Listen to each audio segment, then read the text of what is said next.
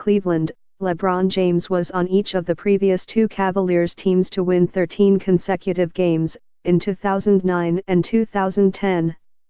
And he was the hero again in Wednesday's 101-95 victory over the Sacramento Kings to give the current Cavs their 13th straight triumph, tying the franchise record he helped set years ago. Only this time around, he's doing more of his damage from beyond the three-point arc, punctuating his improved shooting this season with a tray with 16.6 seconds left to grow the Cavs' lead from 2-5 and effectively end the Kings' night. The three was James' fifth of the night. He went 5-4-8 from deep, even better than his sharpshooting teammate Kyle Korver, who went 4-4-8, to lift his three-point shooting average to 43.0% for the season, a career high. The previous best mark for the 15-year veteran was 40.6% in 2012-13 with the Miami Heat. When the Cavs were off to those win streaks in 2009 and 2010, James shot 34.4% and 33.3% from deep, respectively. "I just wanted to continue to improve my game," James said of his increased marksmanship this season. "I try to get better and better each and every year, and shooting the ball is what this league has kind of turned into, so for me to continue to improve, that's what I wanted to do.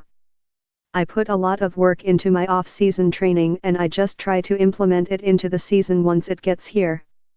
Two-time MVP Stephen Curry, widely credited for the three-point revolution that the entire NBA has embraced, is shooting 38.1% from three this season, for comparison's sake. It was James' ninth game this season with 3 made threes or more out of 25 games. Last season, James hit 3 threes or more 17 times in 74 games.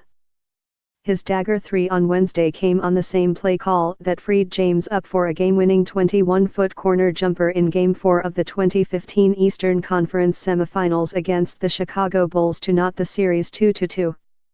That play, which James revealed came to be after he scratched the original plan that former Cavs coach David Blatt had drawn up with 1.5 seconds left that would have had James passing the ball in from underneath the hoop rather than shooting it, has since been dubbed Chicago by the Cavs coaching staff. Coming out of a timeout with 20.6 seconds left in the fourth quarter and clinging to a 2-point lead against the Kings, James asked for Chicago again.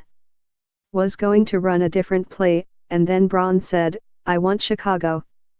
"So I said, okay," said Cavs coach Tyronn Lue. "We got it to him and he made a big shot. That was a huge play for us to put us up 5.